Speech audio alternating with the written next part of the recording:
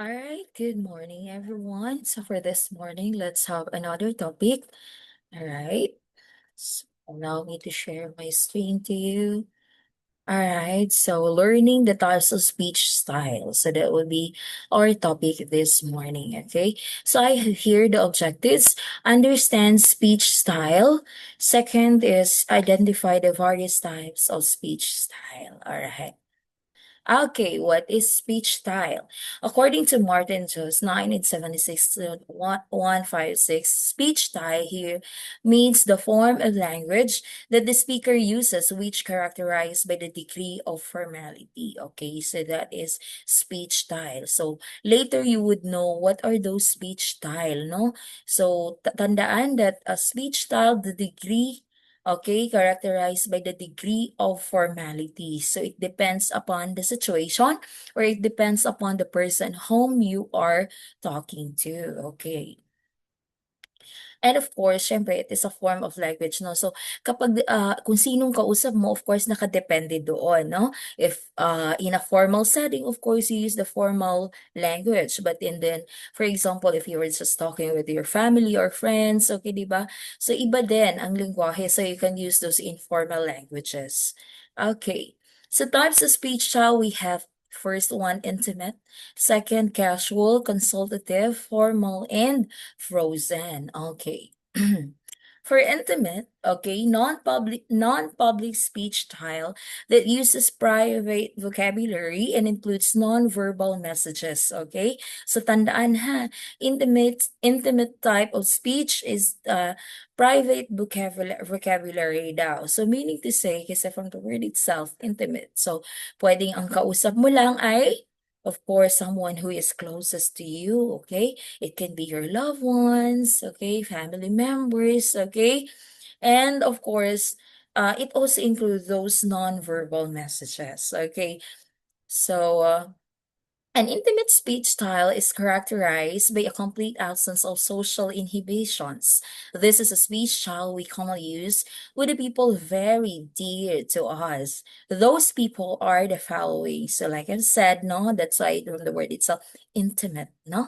It can be your loved ones, your husband, your wife, your girlfriend, your boyfriend, or it can be your family members nga, no? Okay, tandaan, someone or people who's are very dear to us, so closest to us, no? Okay, so example of those, family, okay, I already mentioned that one, relatives, close friends, spouse, and your children, okay, that is intimate, okay, so yung mga yon kapag whenever you were having a conversation with all of this, so that would fall under uh intimate speech style, okay? So next, below are some intimate style features, okay? Intimate speech style features. So ito yon. Usually done in private conversation kasi nga from the word itself, intimate, no? So, syempre, in a private conversations, speeches are short and incomplete utterance, okay? So, hindi kailangang ikumpleto mo yan, no? Pwedeng, for example, kasi syempre closest to you nga eh. So, ibig sabihin, kahit kung ano man yung mga lengguwahe na yan, okay, mga slang languages man yan, magkakaintindihan kayo kasi nga you're close to each other, no? Grammar and proper word choice is not given the importance, okay? So kasi nga, informal language is okay na dito. So that's why it's not really important na tama yung usage ng words, yung mga grammatically correct ba yung sinasabi natin. It's not really important, no? What's important is you will be able to communicate to your loved ones. Okay. Next, okay, non-verbal messages are often used, okay? So, pwede rin yung mga non-verbal messages, no? So, 'di ba, syempre nga, when your loved ones is far away, miles away from you, so, pwedeng-pwede, okay, through chat, okay, through text, okay? Participants use inside jokes, of course, pwede, no? Words usually are intimate and in terms of endearment. Okay, so in terms of endearment, for example, okay, I myself, I used to call my daughter honey, hon, okay, those things, sweetheart, okay, to your loved ones. So terms of endearment, no? Yung mga yon. Honey, sweetheart, love, my darling, those things, no? Of course, kasi nga kaya nga intimate, no? Okay, sige. Okay, so ito pa, oh. Examples of intimate speech style. My darling, how are you? Okay, so nakipag-usap ka sa darling mo. Honey, where do you want to go today? Moms, can I go with you to the mall? No, so hindi kailangan, ano to, parang you will be strict with the language to use, no, for as long as nakakaintindihan kayo. For example, your father, you would, instead of saying, father, o ganyan, no, you would say, Popsy, may I borrow your phone? Okay, 'di ba? Babe, you look good in that dress. Okay? So may mga terms of endearment. Darling, honey, moms, popsy, babe, those were different terms of endearment that we are going to use whenever we are talking to someone. Okay. All right. Next type of speech is we have the casual. Okay.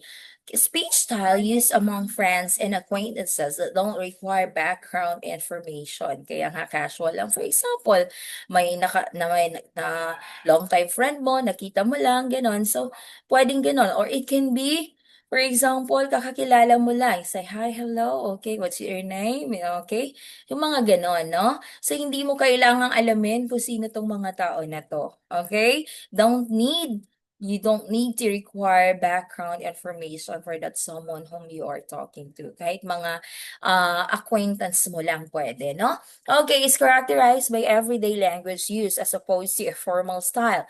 This type of language use is more appropriate for individuals with a personal relationship. All right.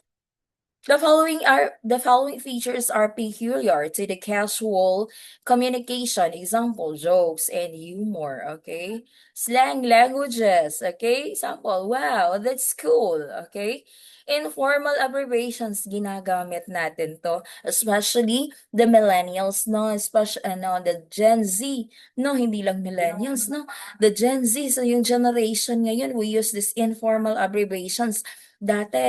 Dati, those abbreviations lang na alam natin, na alam ko really, mga DENR, mga BFAR, mga ganun, yung mga talagang standard na abbreviations lang ang alam ko dati.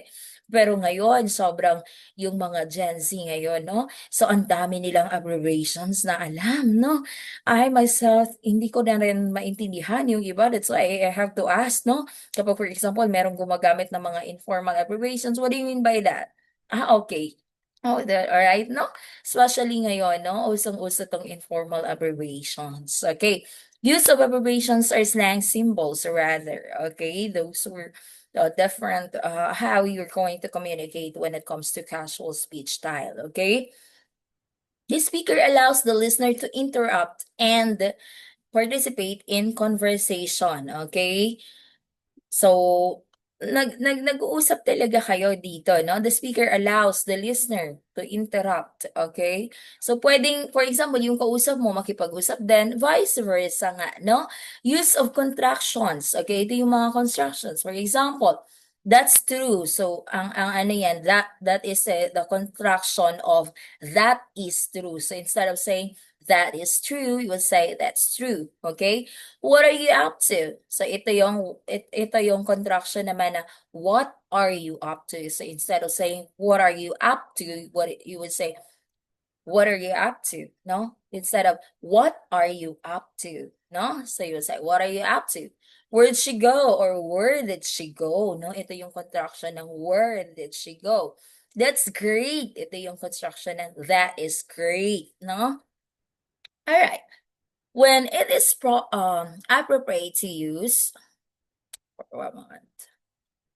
Okay, when it is appropriate to use the casual style of communication. So, kailan, okay, when it is appropriate to use the casual style of communication. Okay, first one, when speaking with family and friends. Okay, it is really appropriate daw to use those casual speech style when you are talking with our family and friends, no? In a social event gathering, for example nga sa party, you met someone, okay, ginagamit natin to. Or when the audience is well known to you, or pwede rin kilala mo o yung kausap mo mismo, no? Alright. Next, when speaking to your employees and client, okay? Pwedeng-pwede, no? Casual, okay? When speaking to your business partners, pwede din, no? Ginagamit natin siya, yung casual. Alright, now let's move on to consultative, okay? From the word itself, consultative, okay? The opposite of the intimate style. So kung kanina, di ba, ang intimate style in a private setting, okay? Or in our a person closest to you. So opposite daw of intimate style, this one, okay? Why? Because this style is used precisely among people who don't share common experiences or meanings. So, 'di ba? Hindi mo sila ka same field of experience, no? Hindi mo siya ka pareho ng work or something like that. Hindi mo siya ganun ka kilala, no? Okay.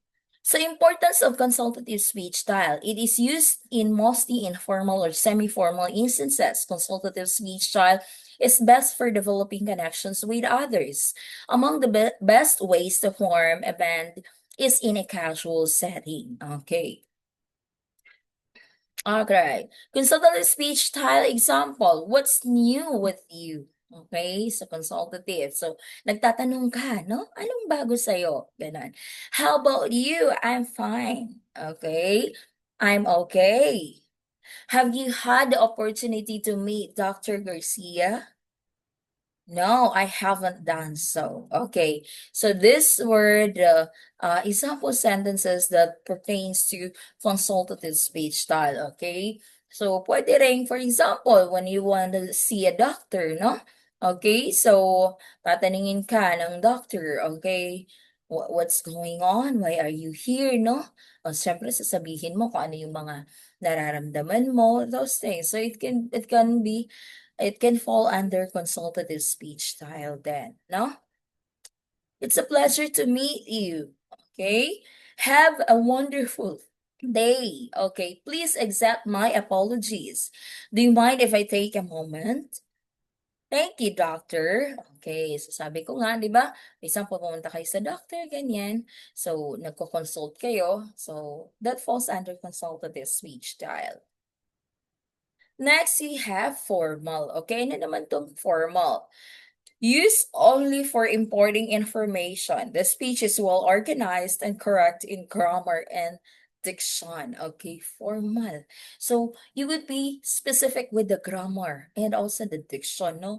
So, kung kanina yung mga naunang type of speech, the intimate, the casual, so parang hindi required, especially the intimate, no? Hindi required na it should be grammatically correct. But in the formal speech style, it is a master, it is grammatically correct. So talagang dapat you would be more specific with the grammar kasi nangyayari ang pakikipag-usap. The conversation happens in a formal setting and you were talking to someone in a formal manner then, no? Of course. All right. Forming formal speech style. Examples. Okay. Using the active voice. Next, avoiding slang and colloquialism. Of course, bawal na bawal, no? Because if you're going to use those languages, syempre, not everyone could relate to it, no? Especially those slang languages, no? Ang dami nun. Of course, the only people could relate to it is someone na talagang belong in that particular situation or in that particular area, for example, no, kahalubilo mo. Okay, for example, meron kayong napagkasunduang ganito mga lengguwahe, nagkakaintindihan kayo doon. But not everybody could relate to it. That's why you should avoid those slang and colloquialism. Using precise language to express ideas. Dapat precise, okay? Yung language to use, no? Correctly using grammar in written form. Importante talaga ang grammar, no? Especially kapag mga written documents, no? Kapag it's a formal, hindi pwedeng mag-abbreviations kayo doon ng basta na lang. For example, yung mga abbreviations na nasanayan nyo ngayon, hindi nyo pwedeng gamitin yon dito, no? Kasi in a formal setting, okay? Formal manner ang pakikipag-usap natin, okay? Alright, next. Why is formal speech important? So, bakit kailangan? Okay? Bakit importante? Okay? Formal speech is important in many situations as it helps ensure that the messages are clear, concise, and respectful. Okay? So, kailangan daw, no? Para nakakatulong sa atin na talagang yung messages ay malinaw, nakakaintindihan kayo. Naiintindihan ka, naiintindihan mo rin sila, no? And of course, it's a sign of respect, no? Kasi for example, you were talking to mga formal, in a formal setting, tapos ano ka lang diyan, parang kalog-kalog ka lang diyan, parang trip-trip mo lang yung pakikipag-usap mo, parang it's disrespectful. It's inappropriate naman na gano'n ang atake natin, no?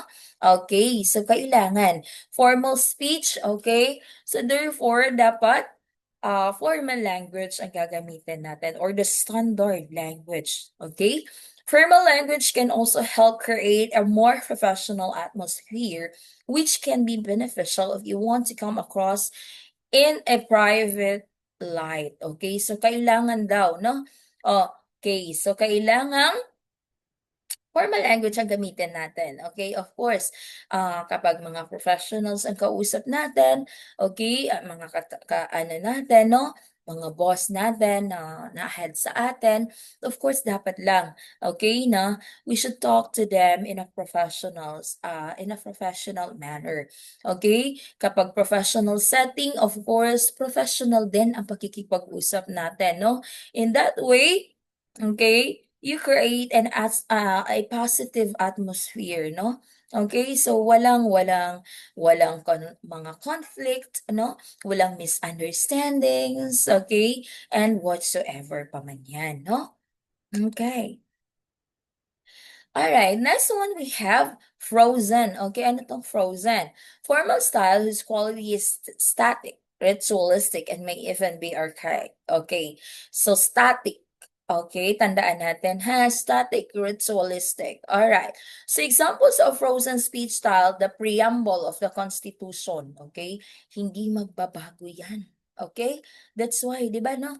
Okay, sabi nga, static, ritualistic, and may even be archaic, okay?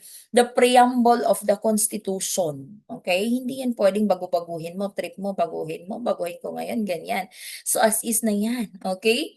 School creeds, okay? The marriage ceremonies, okay? So, hindi na babago yan. National pledge, the national anthem, okay?